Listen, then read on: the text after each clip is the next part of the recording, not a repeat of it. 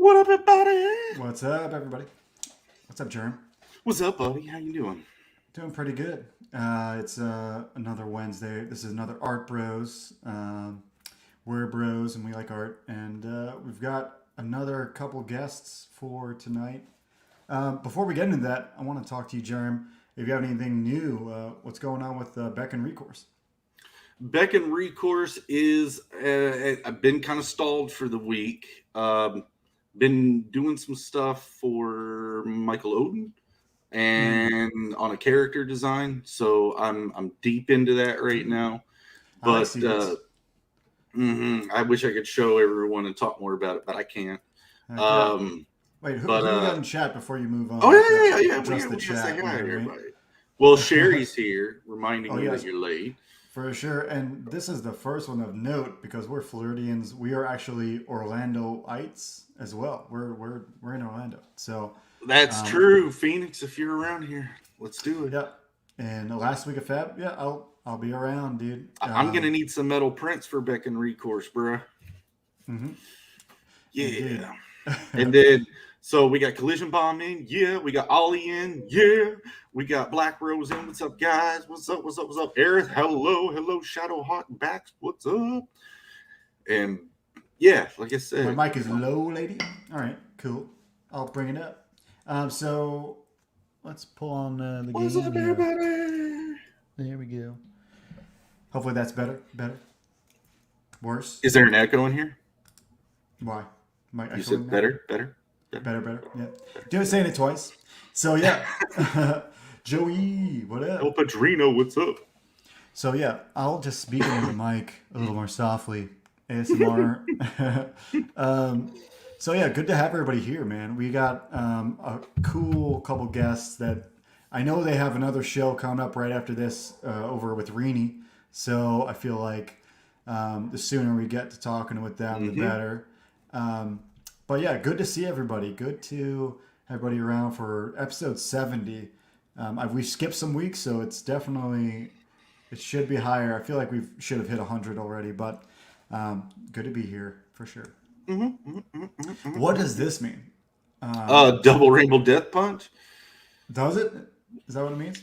I see it looks like to your friends and your pets, I guess. No, that's totally, that's a dwarf and that's a lion, dude. That's okay. So that's what it is. I think. It Double could be just Rainbow a baby. Death Punch with that's been his call sign since the Aerith book. Probably even further back. But now with the lion thing, I think it's with the dwarf and the lion. Yeah, I think that's what it is. He's starting to speak in hieroglyphics, which is what I've always thought we would do as a society. Dude, whatever he's doing, I'm following, dude. Like I said, he's the Gary V of CG, and I need to follow his marketing techniques, whatever that may be. Hieroglyphics. There we go. Making it clear. Double Rainbow Death Punch. Okay, so let's pull in a couple guests. We've got a book that's in its second issue, and so since I've not seen the first, this will be kind of a catch up for maybe me and you, but maybe somebody some people in the chat have already seen it, and this will be some extra, info. But yeah, he's only got a couple more days left on this campaign right here, so we're gonna go directly in and talk about it. So first we got Oasi V. What's up? What's going on, gang? Thank you for having me. Looked like a Colgate commercial when he smiled. Did you see that? It's all the levels. You got to work with the levels on the camera. You got the white levels. Right, dude. He's got the white balance right. An HP Lovecraft Francisco here. Greetings. I am first of my name, editor of the Secret Scrolls, reader of the secret texts, and clapper of booty. One hell of an intro, dude. That's way better than I would have given you. That's awesome. Have you ever been to the Crack Pack Den over there on Good Stuff's channel? I've not been. Well, I've been over there. We're talking about HP over here. Me? No, I have not. But it sounds delightful. If he clapping booty, then get over there. Go to Good Stuff. Go to Good Stuff. Go to Good Stuff. Good Stuff. Okay. Go to Good Stuff. We're definitely going to set that up. Nice. So first thing I noticed on your cam, Oasi, besides it looking professional, I see PlayStation symbology back there. Seems like you're some sort of a gamer.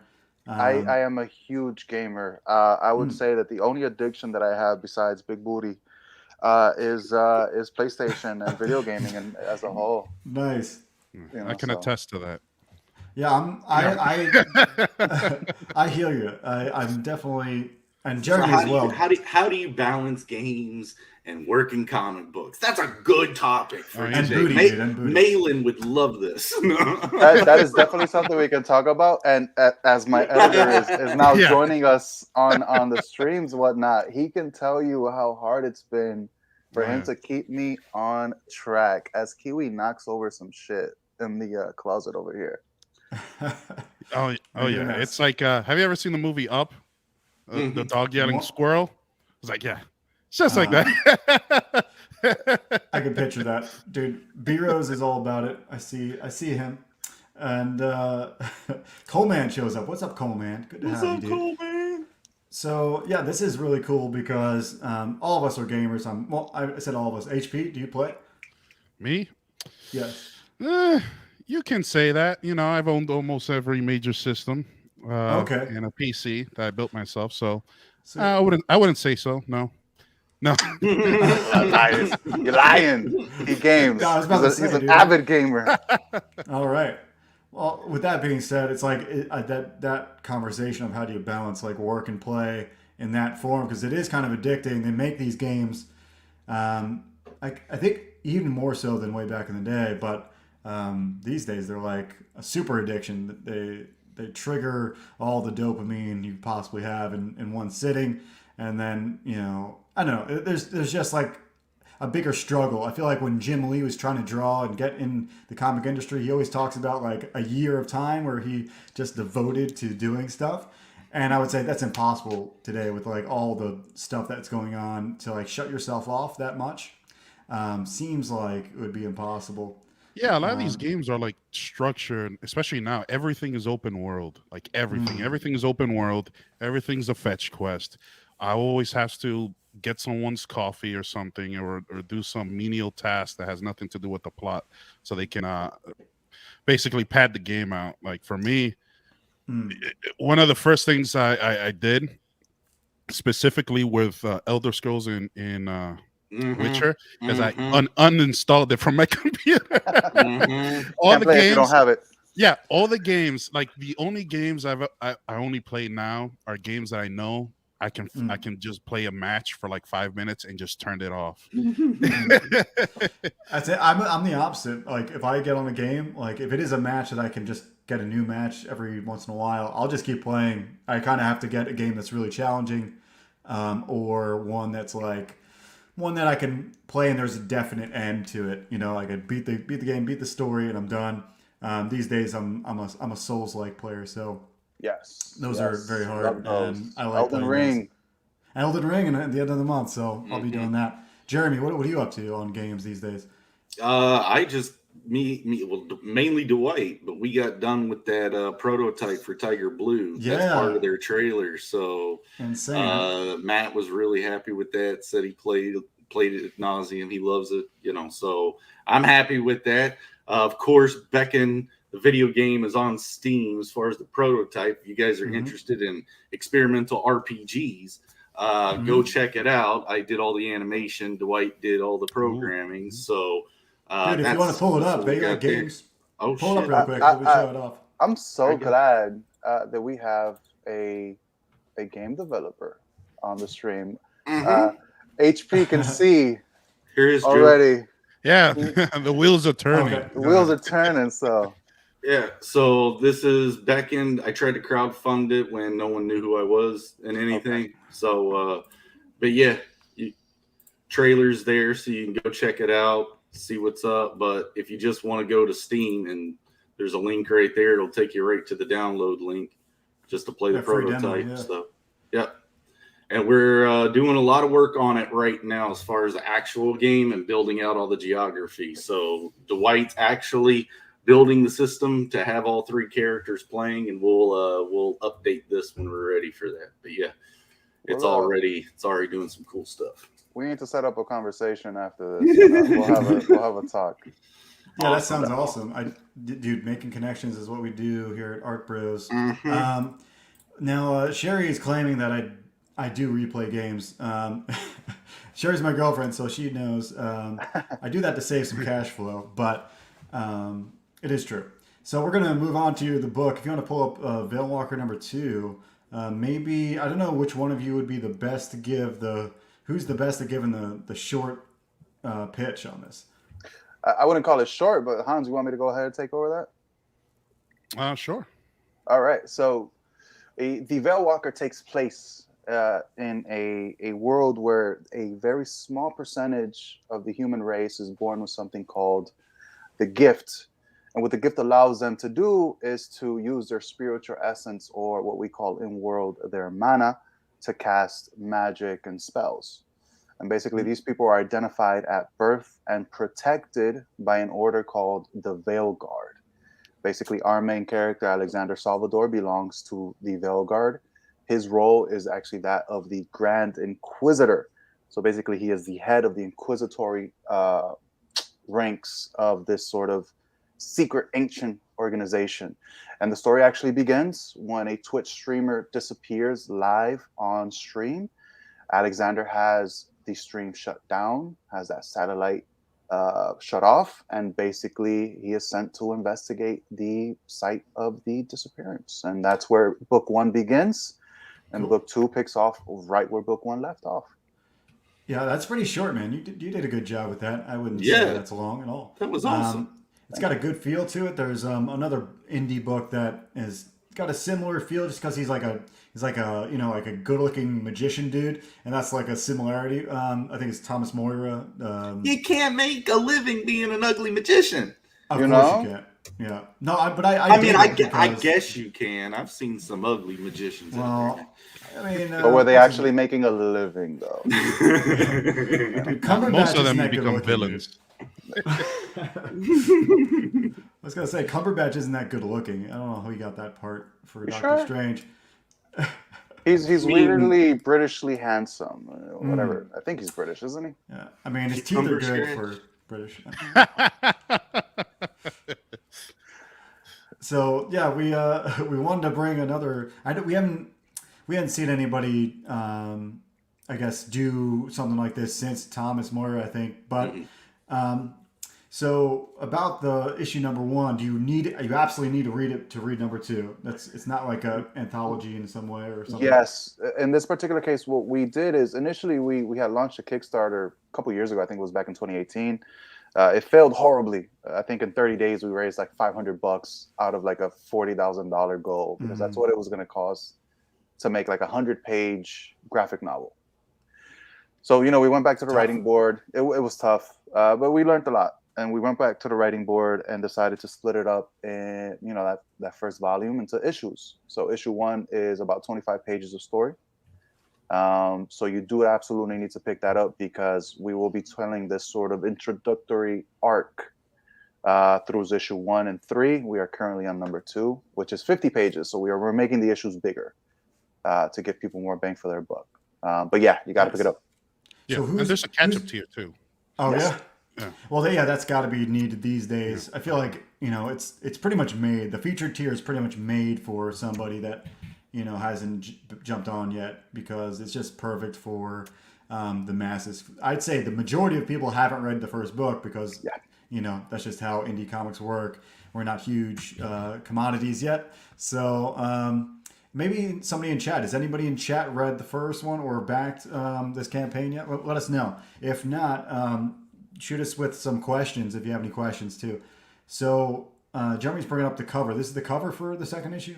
This is the main cover for issue 2, yes. It does need colors. A lot of people are like, oh my God, it looks so good, red, white, and black. It does. I was going to say, just the design with the red, I guess that's the staff but maybe not. There's something, but anyway, that really pops, and it's really cool. So people love it, and it goes with the new logo. We're working on the logo up top isn't final, but we're working on transitioning that, just the plain white VEILWALKER logo to red, and it looks beautiful. That's why I kind of put it together that way. But we are going to get it colored by our interior artist. You may want to think about doing like a Black and white 24-hour thing later on, or just something like something you can add on later on to get somebody. If you're going to keep the campaign in demand, you might make it a print or something, get people to come back to the campaign. Might be a good idea to throw that red-white combo as an option somehow. We were actually thinking about just making it one of our stretch goals for prints. Maybe we'll make it a stretch goal and see if people can unlock it. Cool. Stephen De La Vega saying, issue 1 an add-on option, or is that just a bundle? It is an add-on option. Initially, we made it an add-on only because I wanted people to pick whatever tier they wanted without being, ham-fisted into picking just the catch-up tier. So we had it as an add-on. People were like, no, just make a catch-up tier. And I was like, fine. So what we did in the catch-up tier is we included not just issue 1 and 2, but then we're also including the ash can. Speaking of the ash can, it looks really good, Jeremy. Can you roll down to the art? It's I don't know, halfway down or something. Yeah, there's a lot of cool stuff. So there you go. Yeah. Is that it? Yeah. That's the ash can. So is this the same artist? Looks different than maybe what you have on issue 1 or 2. This is different. So what ended up happening, this ash can is actually about almost 5 years old at this point. What this 8-page issue is, it was a proof of concept that I had put together when we ran, or just before we ran that Kickstarter campaign, because I wanted to make sure that this was something that looked good, something that flowed, a character that was a viable character to tell a story. And we put that 8-pager together with Sajjad Shah, who was the penciler on issue 1. And then the inks were done by Adelso Corona. That's why it looks so different from issue 1, because there was an actual inker. He is currently working on Spawn Gunslinger. Cool. And then the colors were done by the same colorist from issue 1 and issue 2. So this was a very high level art team that we have put together for this. You can for tell. this ash can. Yeah, for sure. Even the painting back there is like really awesome. Yeah, that's the stuff that I was like, The things fabrics like that, here are perfect. Like the light glinting off, the simplification in the fabric, the candelabra, and it all flows really nicely. So yeah, awesome stuff. I like how the suits are very well tailored as well. He's a man with style, Oh yeah. Well, that's those are going to be Hulk pants as soon. So skinny jeans. Skinny jeans, yeah. Action jeans, right? Yeah. Action jeans, man. So with your, we'll say, are you 30 days in, or are you? This is really the end. This campaign in a couple days. We'll say we're 30 days in. Okay, so because I don't know if you're closing it or not, but it seems like, let's just say it is, and really with this amount of time left, are you content? Like, is there something? Are there stretch goals that you really want to put some focus on right now, or something? So no stretch goals right now. We wanted to keep the campaign as simple as possible, at least for the first 30 days. Let's be honest. Everybody knows we're going to extend, right? It's no secret. Well, I don't know. Some people are John Mailing it out there. So. We're going to extend for another 30. And what we're doing is we're in the midst of finalizing some things that we're going to add to make the next 30 days special.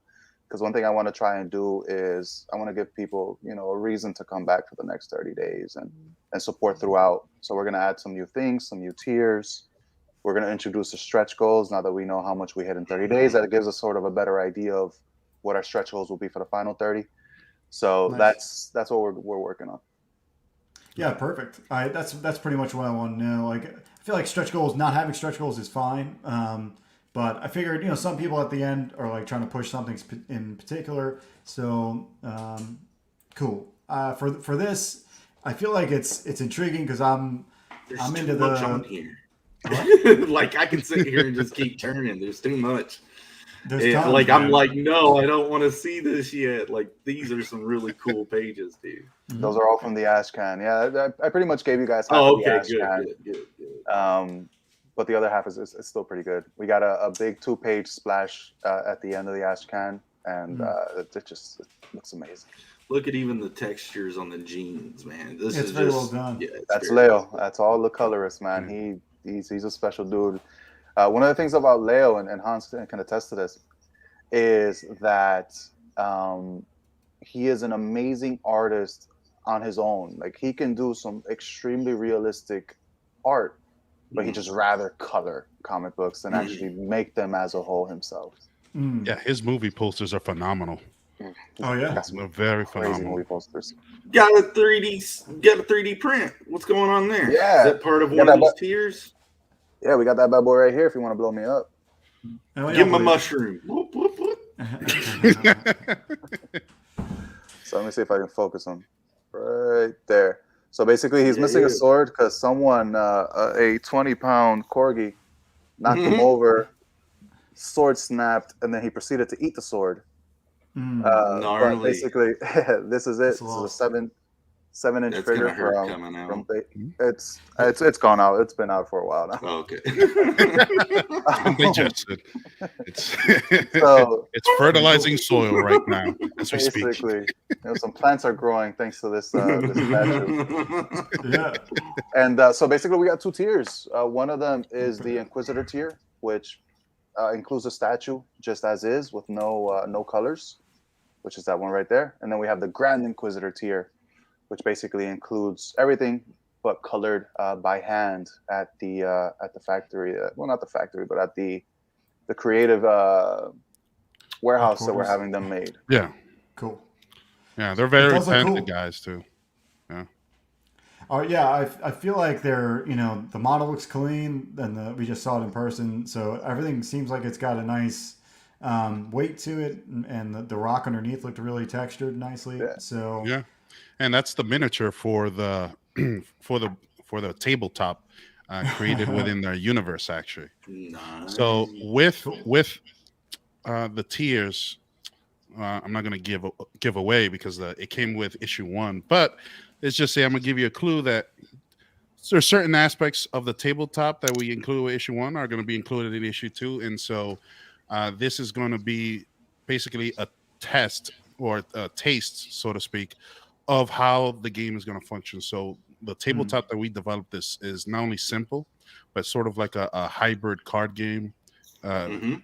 Let me grab those Sort of. cards. Yeah, sort of like Warhammer. It almost left my name. Yeah, Warhammer Okay. and Magic. So those are the two Mhm. games that kind of inspired me because I love Warhammer and Magic and those skirmishes type games. But I wanted something simple that fits within our universe. So we basically wanted to give people trading cards with their comics, but something that they can actually play with. And so, we designed basically a cool tabletop, and all the cards have special moves. Oh, and- give him a mushroom, Joe. Oh, yeah, I didn't see it. Yeah, let me go over there. No big. Thanks, man. So Cool. here are Yeah. the cards.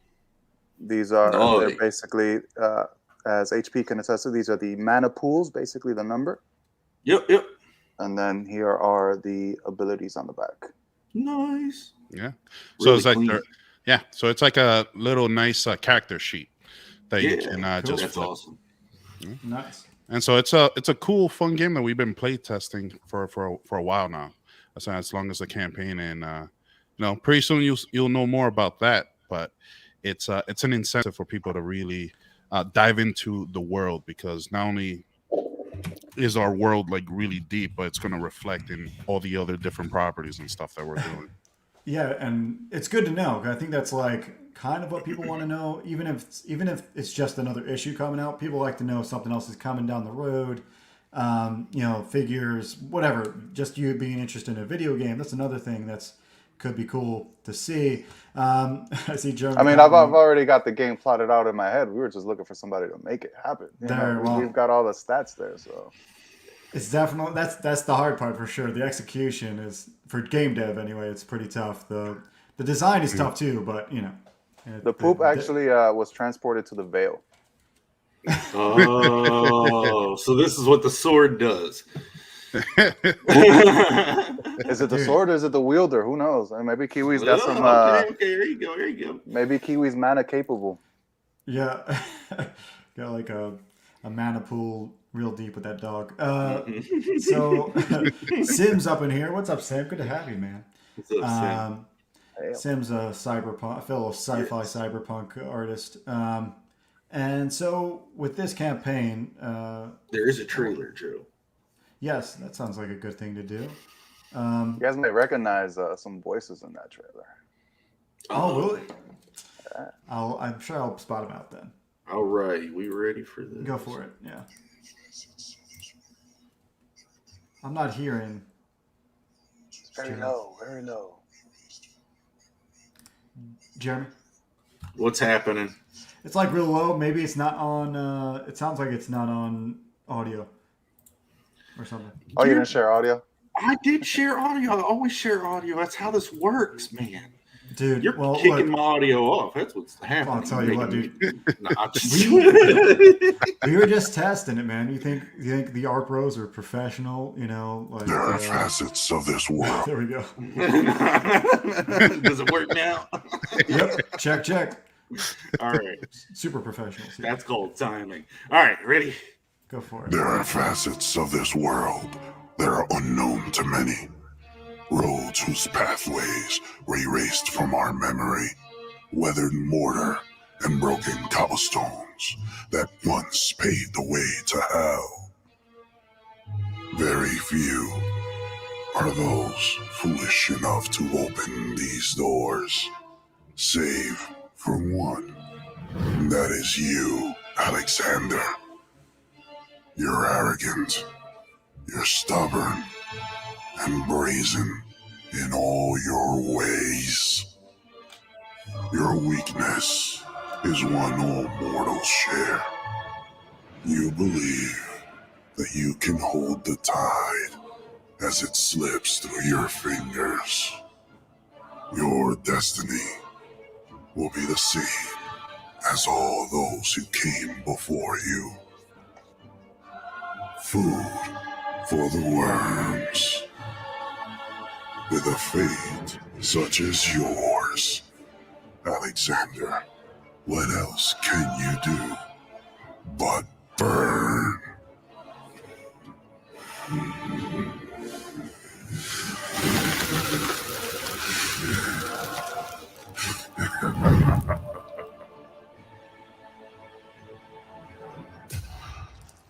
I dig the live set. Nice. That was Issued. awesome. That was insane. 2 on Indiegogo. That was Yeah. that was all done by our good friend here, HP Francisco. He's actually, hey, go ahead, tell him yourself. You're here. Oh yeah. I Dude, also That was an edit awesome and trailer. yeah, I can also edit. I also because I went to school for film. I wouldn't recommend it. So Why is it But, less? yeah. Probably. but it was yeah, I've done all the videos, and it's one of the things I really like to explore, along with the comic books and the tabletop, is like creating these cool like motion comic videos and kind of giving people a glimpse of the lore, because I am a lore whore, so to speak. Awesome. Even though I haven't finished all the other works from J.R.R. Tolkien. I've only read the Silmarillion, but I haven't read the Fall of Gondolin or the Children of Hurin and stuff like that. But it's on my reading list. Yeah. Those will read better than Silmarillion. they read better. Yeah. Yeah, it's like an encyclopedia, right? It reads like that, and it's covering like 15,000 years of lore history. And this Arda beget this, and Valar, and somewhere in there Gandalf's sticking around. I don't know. So Melkor, and I was gonna name my dogs Melkor and Sauron, but someone told me it's a bad idea. Yeah, you get a little too creative sometimes, and then your neighbors are wondering if you're crazy. Melkor, come here, bad Melkor. Servant of Morgoth. No, stop it right now. It happens, dude. It doesn't come across the same way with your friends. And here I am naming my dog after a fucking fruit. Like kiwi. Yeah, I guess everybody understands they got their own pets. But yeah, this is really cool. The catch-up tier is probably, like I said, something that most people are interested in because they need to read the first one if that's the case. Yeah. And you get the Ashcan with the catch-up tier as well. So I feel They like have original Ashcan- art too. They have the cover. So Oh, yeah. Yeah, They the got big- Ashcan cover. It's right. Let me see if I can get my hand right. It's right over my head there. I'm actually Cool. gonna take it right off of the wall, send it in the frame it's in, and everything. So yeah, this thing. The Nice, original comes art for framed. that. Nice. yeah. That's So that's something good actually to do.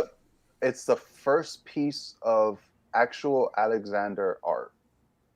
Right. Mm. So after we sort of created the character with Sajad, it was a very simple creation, right? I just told him, dude, it's a guy with a goatee, a Puerto Rican ass haircut, and he has an umbrella sword. And it's Keeping in it a high and suit. tight. You know, he's in a suit, and Yeah. but that was, you know, what Sajad put together. He was nice enough to actually make it a whole cover, right? And That's cool. and yeah, that's I honestly believe, and not to sound cocky, but HP knows exactly how I am. I believe that that's going to be a piece of history someday. You know, once the VEILWALKER blows up and catches fire, this is going to be very, very special. The original piece you're talking about, right? Right, because Yeah, imagine you had like the very first drawing of, not to compare the VEILWALKER ever to Batman, but like imagine you had the first ever drawing of Batman. Like we're talking about. That's huge. Millions. Yeah. So instead of going to film school, just buy this paper. Just wait for it to go up in value. There you go.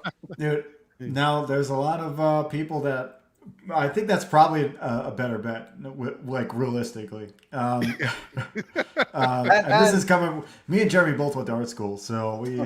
Yeah. Oh, so we've all gone through the trenches, and yeah, you're speaking. You guys are the only suckers that did that. I'm all set. There you go. Hold on. I kept myself from all that student debt. I didn't finish. I dropped because I couldn't afford it anymore.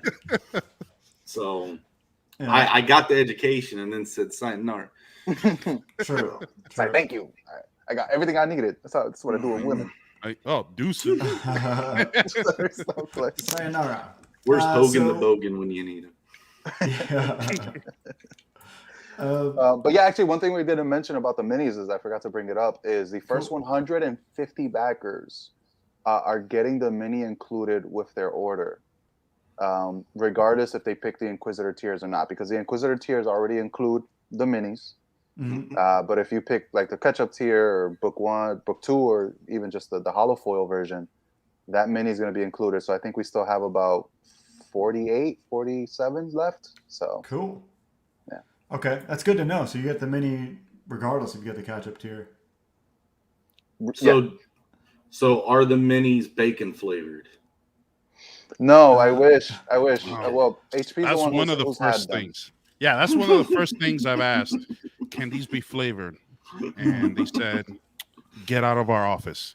Right. I was just thinking about kiwi. If he had to pass the thing, it must have been. No, and for kids too. You know, you might want to place a tabletop with your kids, and your kids might eat the figure. Do this.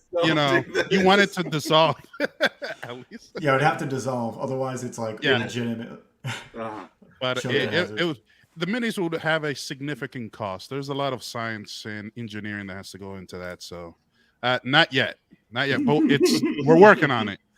Gummies. Yeah. Go to your local grocery store, get your gummies. Yeah. Bell gummies. We're also working on a body pillow, an Alexander body pillow. Too. Really? A waifu pillow. Yeah. Oh, Alexander, that would be the first. It's a hubby pillow. What? There you go. What would you call a waifu, but the male version?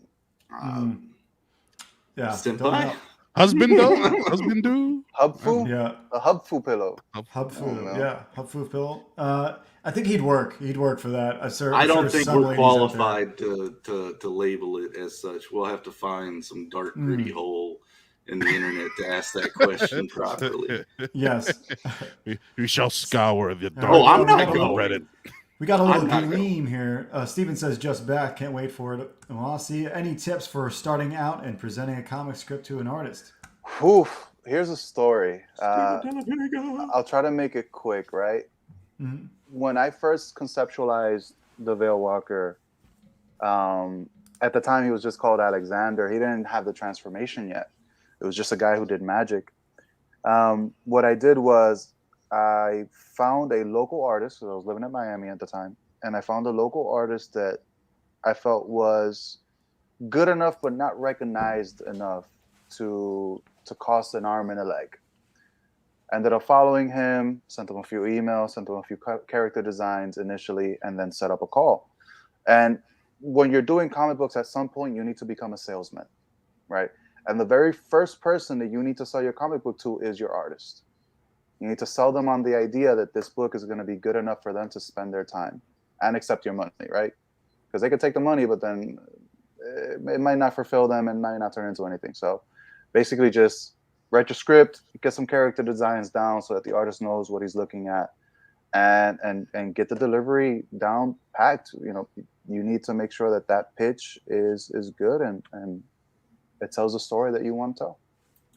Yeah, a good story and a visual to go with it is nice. But yeah, you're absolutely right. It's something we don't think about it because we're artists. So usually people are usually pitching stuff to us. But on the other side of the coin, I see that. That's interesting because it does make a difference. Now that I'm thinking about the people that brought scripts to me, the ones that I've went with are probably the ones that like were both passionate about it and like had a good script. Like I didn't really care if they pitched it well. Just let me read the script. If it was a good script, I'd be interested. You know, I don't know about Jeremy, but I have this whole thing where I visually and it's a constant like movie in my head separate from what I'm seeing. So when I'm reading scripts, or someone's talking to me about the story, I'm kind of, you know, what was that, Joe? Rain Man? What? No. Yeah.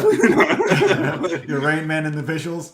But it's just like I can start to see how the panels lay out sometimes. And, you know, if I can see it, if there's enough in the script and it's like you said, if it's good and I can't poke holes in it, you know, too hard, you know, then yeah, that's awesome. Yeah, you're good at that right on the spot, like pulling that off. I'm new at it. So. Well, I mean, you're just really you're much more. You can visualize way better than I can. And certain artists can do that. I'm sure. You know, other people can attest. I was gonna say, we have like the whole team here, right? We have a writer, the artist, and an editor. So, like HP, like what do you look at? Like, what made you want to edit the VEILWALKER? You know. Well, I've being technically a co-creator. Yeah. Well, I mean, other than the thousands of hours worth of information implanted to me, I think it was more like Stockholm syndrome. That's but it's right on the money what you guys said. It's you have to sell your product. I think Todd McFarlane even said it, that he has the way he communicates is he knows how to communicate business, and he knows how to communicate, you know, with comics. And so even as an artist, you have to be able to communicate almost as a writer and really pitch the story. It's like an elevator pitch. You know, you have 30 seconds. You're stuck in an elevator with Quentin Tarantino. What you're gonna say to him, and, you know, in 30 minutes. So it has to be, you know, it has to be dependent on the person too. So I'd have to ask what's up with the feet thing with him. Oh yeah. Oh, I was like, I have a script, Quentin. It's about feet. That's it. He's like, so call my agent. Yeah. Called Sweaty Dogs. And so, and so a lot of what, you know, really is that Stephan has a vision and the world that he built.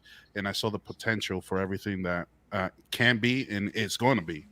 And so for anyone starting out is really, really make sure you have a firm foundation.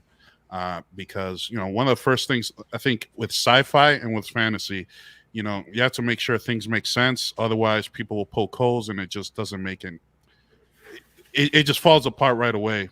And so being able to really just be a good salesman will help convince artists who, you know, because artists have hundreds of projects. So you have to go into it knowing there's probably thousands of people. They probably don't want to talk to you. So you have to grab their attention right away and be able to keep it. Right. And you brought up something about like things like sci-fi and things that have fantasy elements, especially things that just don't like exist in the world. Having a visual for that will probably help you. Oh, absolutely. Yeah. I mean, yeah, more than anything. That's in my design book for Star Circuit, real quick, because that's one of the side books that I have on my book, Star Circuit. I talk about literally I almost quit my book like 2 times because I just wasn't up to snuff as an artist. Like there was just tons of things to concept, and like I quit it twice. One for like a mafia story where like I don't have to design anything, and another time for like just another like character based story. But sci-fi and things like that require, and I'm sure supernatural stuff sometimes require design. And anyway, that's what happened with Star Circuit.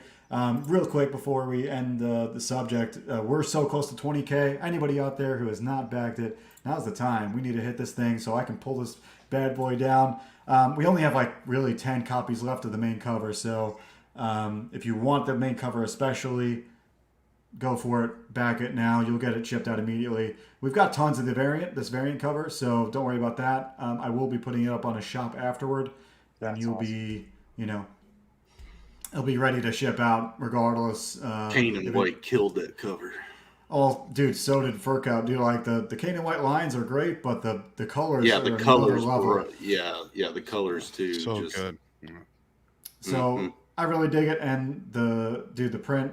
I spent 6 months trying to get the prints to look right, and they finally did. So there's a lot of people out there saying my book is one of the best out there. So do not take it from me, take it from them. Go check it out. If the Rona continues and there's like toilet paper shortage, just get extra copies of Star Circuit, man. Yeah, dude. Or generic space race, yeah, dude. I love it. No, it is a great book. I've got it too, and everybody's been loving it. So yeah, it's essentially like an Akira double ply. Right. Yeah, I was gonna say, man, I don't think we want the visual of people wiping their butts with Star Circuit, man. Come on. Yeah, dude. No. It's all good, Jerem. Your finger goes through the holes. No, you have to. I was gonna.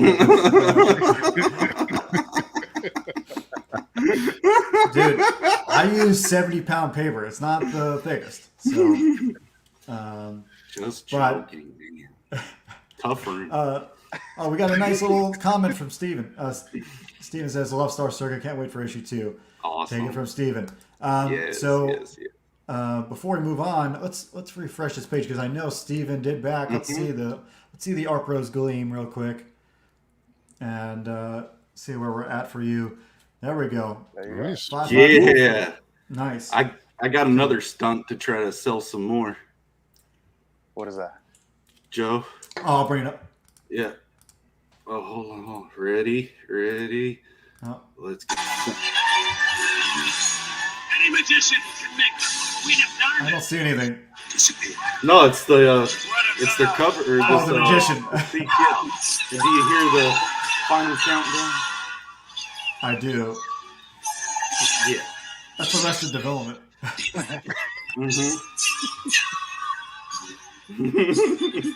All right, now refresh. Did we get any more? Yeah, let's see. Not so far, dude. That was if we actually get it back from that, I'll pay you, Jeremy. I'll pay you. That's We haven't mentioned that cover yet, but that cover is actually special because it's done. We have a little show on Saturdays that I was graciously invited to by the Comics Clay guys. Not sure if you heard of them. oh no. Right, it's Brian, it's B Rose, it's Rich Ayala, it's Ali from 656. So we have that show on Saturdays. And what we did is, if you could scroll down a bit to that cover, you can sure. that up. Sorry about that. I up. mean, you sound bossy. Here or down? No, down. It's down. That one This right one. there. Yeah, so that cover was actually done by Juanito, which is the artist on Dwarves versus Lions. Yeah. Nice. And also, I'd like to probably say that he was the second runner-up for that John Malin art contest. He's great. Yep. And then the colors were done by Ali Arce from 656. Yes. Nice. All right. And then the Such cover a was good actually team over there. we have some absolutely great people from all aspects of comic book creation. And the cover was designed from the ground up to be a hollow foil. Oh, really? So just some of the colors, the way we sort of split it, the whites, those eyes, and that sort of really gonna pop on that hollow foil. And we can't wait until those prototypes come in so I can show you guys. Dude, that's It's gonna great. look so badass. Yeah, I'm stoked. Ollie's here. Yo, Ollie, we always love your work, dude. Keep it up, man. Yeah, dude. It's the comic Gway cover. That's what I like to call it. I think I'm gonna do it on every single campaign we run. We're gonna have a cover done by that group or somebody from the group at least, because I think we got so much talent that there's no reason we shouldn't. For sure.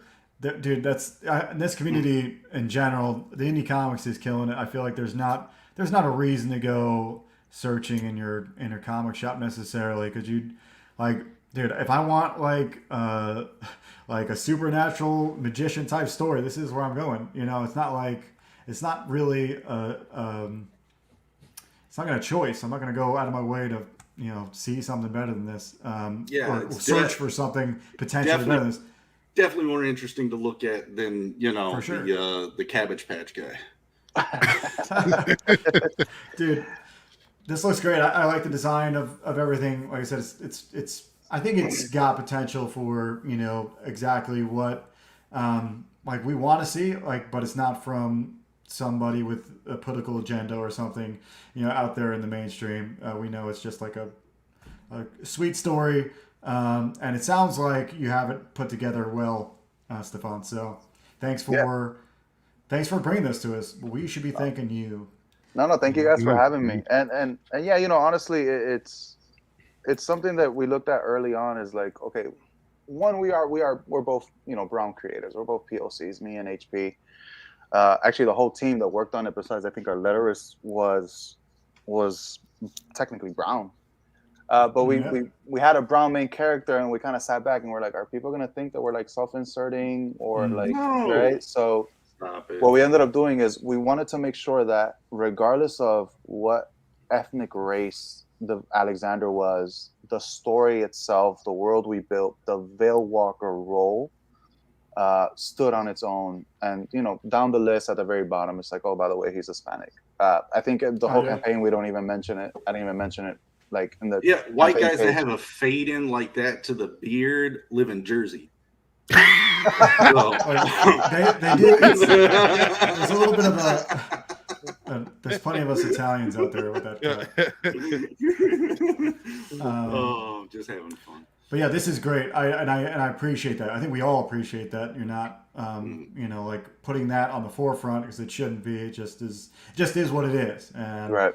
Your character is better for it. Yeah, I guess you started talking about the brown stuff, and I scrolled up to the white. My bad. Yeah. It was subliminal, man. You're sending some subliminal messages there. Yeah, man. I think that's like what we all as indie creators want, is like we want good stories, and so we basically took the onus upon ourselves, because hey, these guys are too busy doing a bunch of nonsense. We'll tell the stories that we grew up with, that we loved, and we're gonna pass the torch. And that's something that we really wanted to do, like since the beginning. Heck yeah. And I know you got another show coming up, so I don't want to go all the way to 8 o'clock. But what I'll do is we can head to 8. I mean, she doesn't start until 8:15, so she accommodated us, so we're good, man. No need to rush your show, man. I appreciate you guys having us on. Yeah. That's great. So in that case, we're gonna add some odd questions at the end here, Jerm. Pull out the weird questions.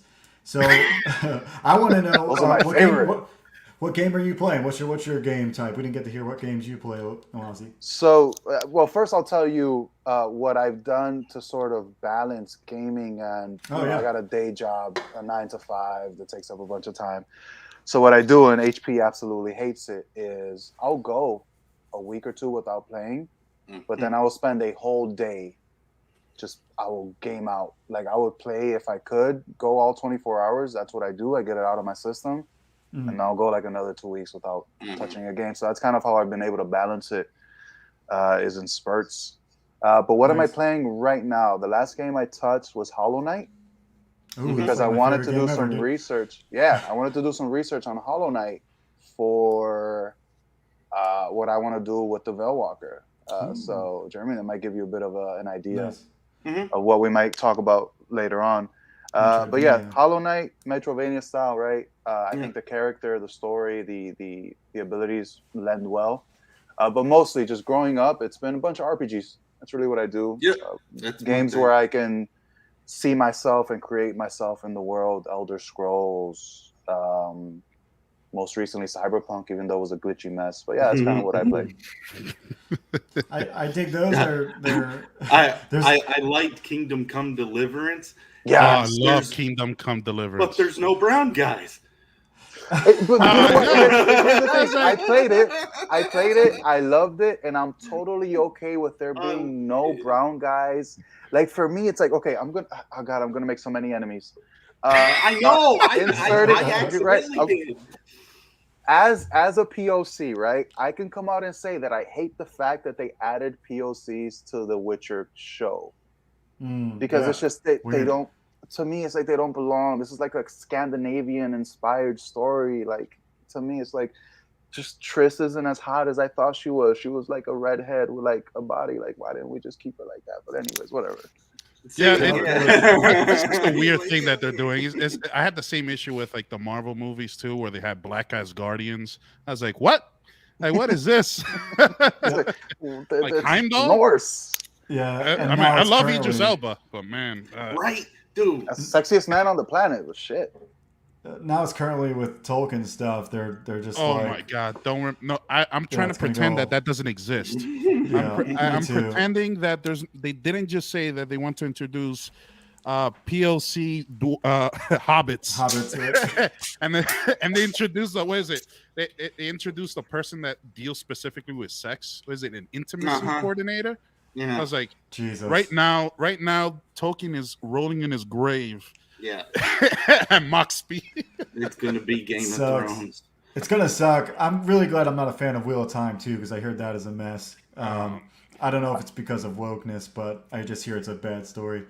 And I like Game of Thrones up until like the last season. I think everybody did, bro. Please don't bring it up. HP knows what I feel about that.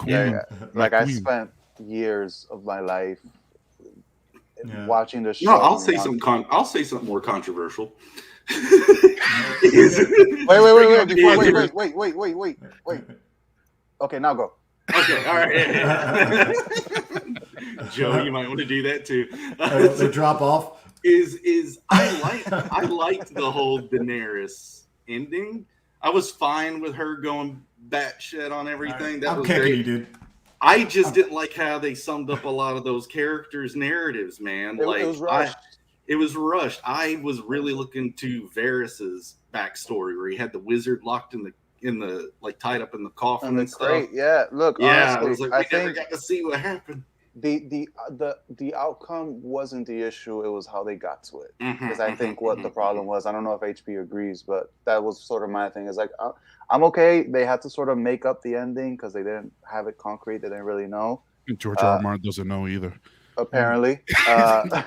So to me, it was just like they just didn't get to it properly, right? They just rushed to all those He was points. making Elden Ring, dude. He was like, screw it, making Elden Ring. That's it. And they said, screw it, we're making Star Wars. So so that's one of the things I noticed in the last season. I think we were talking about is like, I remember back in the earlier seasons when Ravens used to take a long time, and now they're fucking teleporting. Yeah. They're basically quick saving all the way parts of Westeros. It's a problem. It's like they were using the Lord vessel from Dark Souls. Dude, it's like rule number one for any kind of sequential like storytelling. Like even in a comic, you don't have a character in two different continents between pages. Unless they're teleporting literally. But yeah, the same thing for TV, man. You can't do it in the same episode where like they're in two different continents. So that sucks. I bet you the POC Hobbits pipe weed's gonna be better. Oh, maybe. They're gonna have a little bit more rhythm. That's what we're gonna do. We're gonna have hobbits dancing salsa. Yeah. Dude, I don't think their feet can allow for that. It's too wide a foot. Yeah, Tolkien didn't want the old Toby to be a drug reference. Well, it's gonna be. It's gonna be odd stuff. It's odd. You got some weird questions? I want to hear those. I can't wait for the Hobbit and elf orgy scene that they're gonna have. Yeah, I really wanted to ask a couple things. Well, because we got into the games. Games is always one that is cool. But behind the scenes, we talked a little bit, or it wasn't behind the scenes, about martial arts. Anybody into martial arts here? Is that something that you get, or I maybe have- sports in general? I personally have been getting into Brazilian Jiu-Jitsu because of how many sexy Brazilian women are doing it. Do they do it in the same class, or do you just Yes, see it in? yes, they could put me in a headlock, a triangle choke any day. He specifically just wrestles the women. Yes. Okay. Yes. He's had ringworm 10 times this month. You know? That's actually I joined a dance class for that same reason. He 'cause did there's say he girls that- clapping booty, so maybe that's what he was saying. So good to see 24 Eyes, by the way, guys. 24 Eyes is awesome. Yep. Outcast Owl's out there. He's another good show he's got on YouTube, and he's really chill. Love talking to that guy. So that's cool. Anything about you, HP, that you like about martial arts or Me? maybe a hobby or something? I did. I actually did when I was younger. I'm not that old, but actually used to do karate, but I never went past a yellow belt. Ooh, that's not very far, bro. Yeah, But- and basically, I started, working out with some friends at the gym, who do like MMA, some Muay Thai and Jiu-Jitsu and stuff, because it's like really helpful for like basically like if you're on your belly or you're on the ground. But me personally, one thing I always wanted to do is study ninjutsu. It's useless. It's completely useless, but I love it. Yeah. it's It's really interesting, probably. Yeah, it's like an art of just assassination, but it's just like the things you're able to learn basically with like weapons. Walking silently. Yeah, and it's Being able called to something sneak else. up on your family and scare the crap out of them all the time. It's awesome. Show up to Thanksgiving and I'm already under the table. Mhm. And I just, like, pop out of the turkey. It's like, how did? And by the way, HP is 6'4". Hey, How did you fit in the turkey? welcome to the land of the giants, sir. Yeah. Yeah, I'm 6'4" as well. Oh yeah, I've hit so many ceiling fans. That's what I say. Open I've cabinet received- doors are my worst nightmare. Dude. It's not often you get to talk to another giant, Joe. Dude. Go They have smear like us in the Bible. Come on. go talk about hobbits as giants from a giant's perspective on your own. Ankle So biters.